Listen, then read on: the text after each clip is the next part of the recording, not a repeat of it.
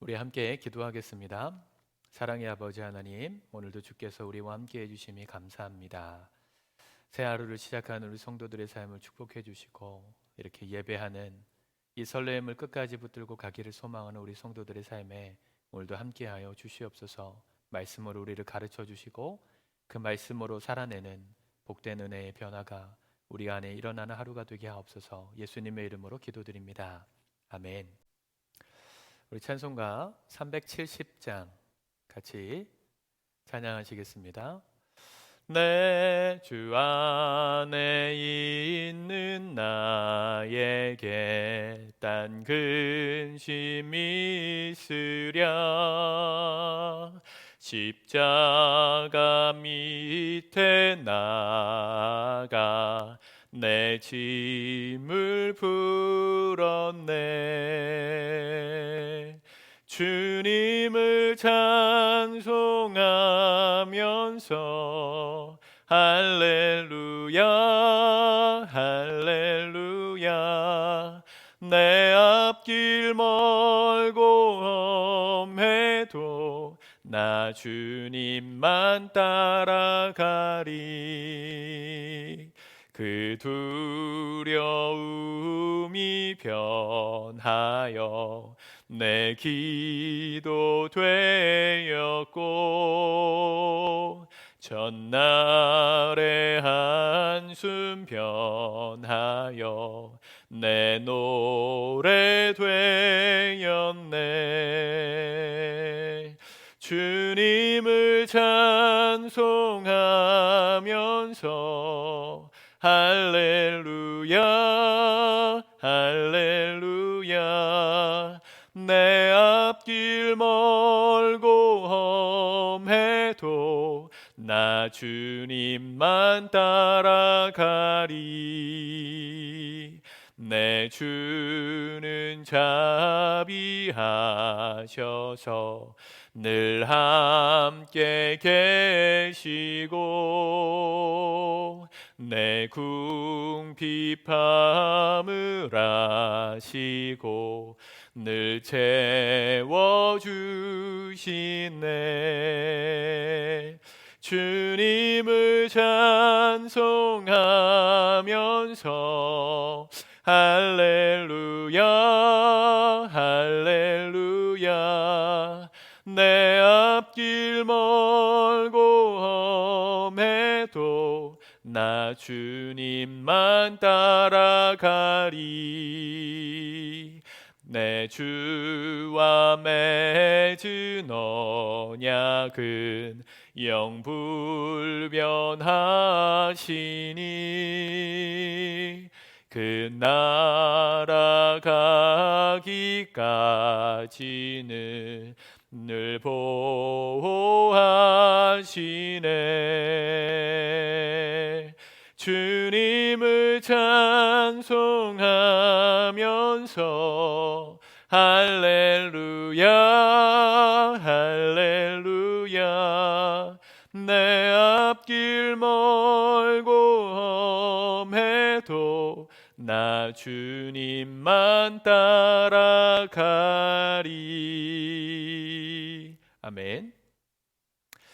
오늘 우리에게 주시는 하나님의 말씀은 창세기 40장입니다. 40장 1절에서 마지막 절까지 말씀을 같이 읽고 기도하겠습니다.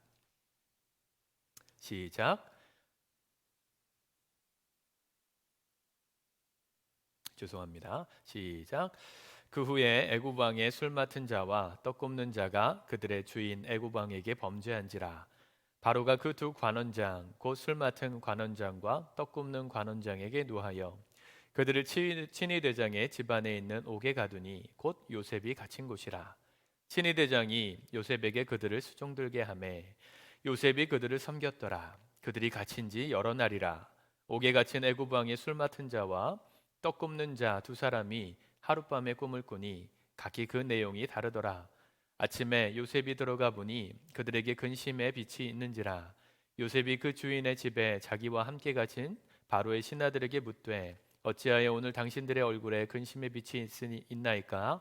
그들이 그에게 이르되 우리가 꿈을 꾸었으나 이를 해석할 자가 없도다. 요셉이 그들에게 이르되 해석은 하나님께 있지 아니하니이까 청하건대 내게 이르소서. 술 맡은 관원장이 그의 꿈을 요셉에게 말하여 이르되 내가 꿈에 보니 내 앞에 포도나무가 있는데 그 나무에 세 가지가 있고 싹이 나서 꽃이 피고 포도송이가 익었고 내 손에 바로의 잔이 있기로 내가 포도를 따서 그 즙을 바로의 잔에 짜서 그 잔을 바로의 손에 들였노라. 요셉이 그에게 이르되 그 해석이 이러하니 세 가지는 사흘이라. 지금부터 사흘 안에 바로가 당신의 머리를 들고 당신의 전직을 회복하리니 당신이 그 전에 술 맡은 자가 되었을 때에 하던 것 같이 바로의 잔을 그의 손에 드리게 되리이다. 당신이 잘 되시거든 나를 생각하고 내게 은혜를 베풀어서 내 사정을 바로에게 아뢰어 이 집에서 나를 건져 주소서. 나는 히브리 땅에서 끌려온 자요 여기서도 옥에 갇힐 일은 행하지 아니하였나이다. 떡 굽는 관원장이 그 해석이 좋은 것을 보고 요셉에게 이르되 나도 꿈에 보니 흰 떡 세 광주리가 내 머리에 있고 맨 윗광주리에 바로를 위하여 만든 각종 구운 음식이 있는데 새들이 내 머리의 광주리에서 그것을 먹더라. 요셉이 대답하여 이르되 그 해석은 이러하니 새 광주리는 사흘이라.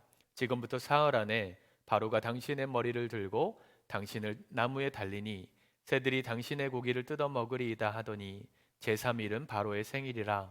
바로가 그 모든 신하를 위하여 잔치를 베풀 때에 술 맡은 관원장과 떡 굽는 관원장에게 그의 신하들 중에 머리를 들게 하니라. 바로의 술 맡은 관원장은 전직을 회복하매 그가 잔을 바로의 손에 받들어 들었고 떡 굽는 관원장은 매달리니 요셉이 그들에게 해석함과 같이 되었으나 술 맡은 관원장이 요셉을 기억하지 못하고 그를 잊었더라. 아멘. 우리가 잘 아는 말씀이고 재밌는 말씀이죠. 요셉이 보디발의 아내를 범했다는 누명을 쓰고 왕의 죄수들만 가두는 옥에 갇혔습니다. 우리 어제 39장에서는 옥에 갇힌 장면만 보았는데 오늘 40장에 보면 재밌는 말씀이 있어요. 3절에 보면 그들이 친위 대장의 집안에 있는 옥에 가두니 곧 요셉이 갇힌 곳이라. 떡 굽는 관원장과 술 맡은 관원장, 지금으로 따지면 이 수라를 임금님의 수라를 담당하던 수락관에서 일하던 장들이었는데요. 그들이 갇힌 뭔 죄를 졌는지 모르겠지만 갇힌 감옥이 어디였냐면 요셉이 갇힌 곳이었는데 그 요셉이 갇힌 곳을 설명하는 말을 잘 보세요. 친위 대장의 집안에 있는 옥이었다. 재밌지 않습니까? 어제 그 요셉이 옥에 갇힌 다음에 옥 전체의 살림을 담당하는 총괄 총무가 되죠. 그 이유가 여기 있어요. 요셉이 단기간에 그 옥을 관리하는 사람이 됐었던 이유는요, 이 친위대장의 집에 있던 감옥에 갇혔기 때문입니다. 친위대장은 지금의 비서실장인데 당연히 형무소가 있었겠죠. 범죄한 사람들, 특별히 왕에게 잘못을 한 사람들을 가두고 벌하던 그 감옥이 친위대장의 집에 있었다는 겁니다.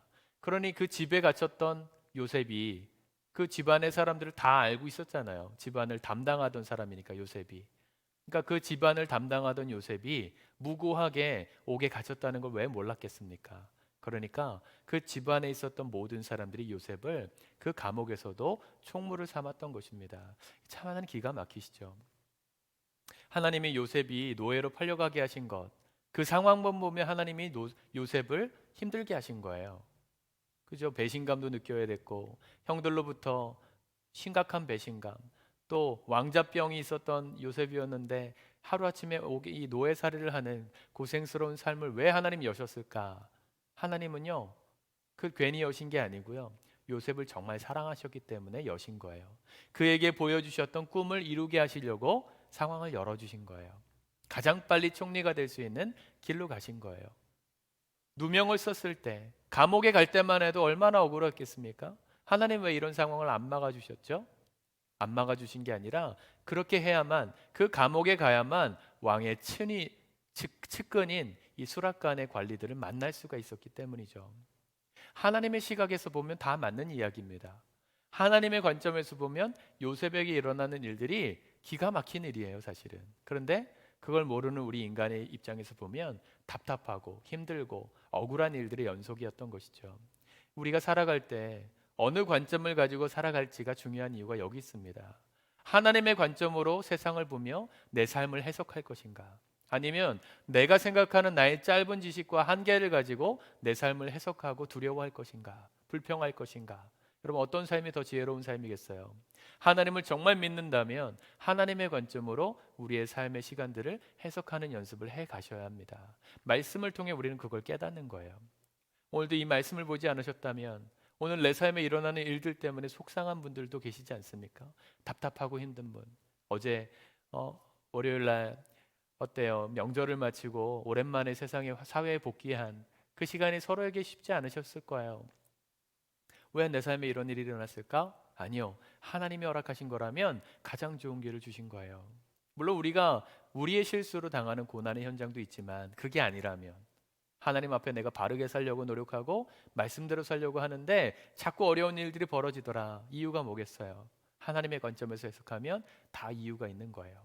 이 술 맡은 관원장과 떡 굽는 관원장을 요셉이 만나야만 바로를 보러 갈 수 있기 때문이죠. 그런 기회가 열릴 수 있는 하나님은 계기를 마련해 주신 것입니다.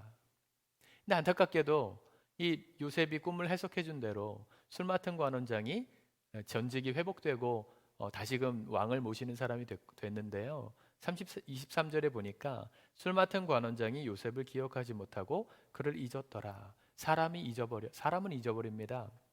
사람은 고마웠던 일들도 쉽게 잊어요.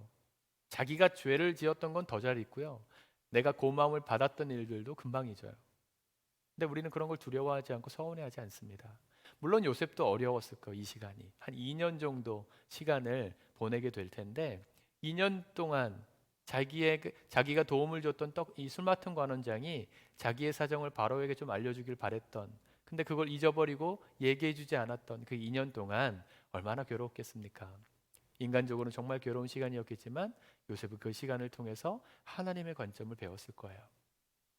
이제 곧 애굽 전체를 관리하는 요셉, 이 총리로서의 역할을 감당하기 위해서 이 친위대장의 옥에서, 죄수들이 갇히는 그 옥에서, 왕의 죄수들이 갇히는 옥에서 정치, 경제, 사회, 군사, 문화, 나라 전반을 움직이는 사람들을 만났을 거예요. 하나님이 허락하신 시간은 이유가 있는 겁니다. 우리를 왜 이렇게 어려운 상황 가운데 건져주시지 않는가? 안 건져주시는 게 아니고요, 우리를 준비시키시는 겁니다. 하나님의 관점에서 보면 내게 허락하신 게 합당해요. 하나님의 관점에서 우리의 인생을 오늘 해석하며 사시길 축복합니다. 그러면 행복하고, 그러면 기다릴 수 있고, 그러면 인내할 수 있어요. 때가 되면 저와 여러분들을 준비시키신 만큼, 우리가 하나님의 뜻에 순종하여 준비한 만큼 하나님께서 크게 들어주실 날이 있으리라 믿습니다. 그 희망을 가지고 오늘도 힘차게 걸어가는 우리 사랑하는 성도님들 되시길 축복합니다. 기도하겠습니다. 사랑의 아버지, 우리가 주의 말씀을 붙들고 이 하루도 살기를 원합니다. 나의 짧은 시선과 생각을 가지고 내게 일어난 모든 것들을 해석하지 않게 하시고 겸손히 하나님의 관점에서 이 모든 상황들에 순종하게 하시며 하나님 준비하게 하셔서 시간을 헛되게 버리지 않고 하나님이 준비하게 하신 만큼의 시간을 통해 우리가 주님께 쓰임받는 놀라운 인생들로 세워지는 요셉 같은 사람들 되게 도와주시옵소서. 예수님의 이름으로 축복하며 기도드립니다. 아멘, 아멘.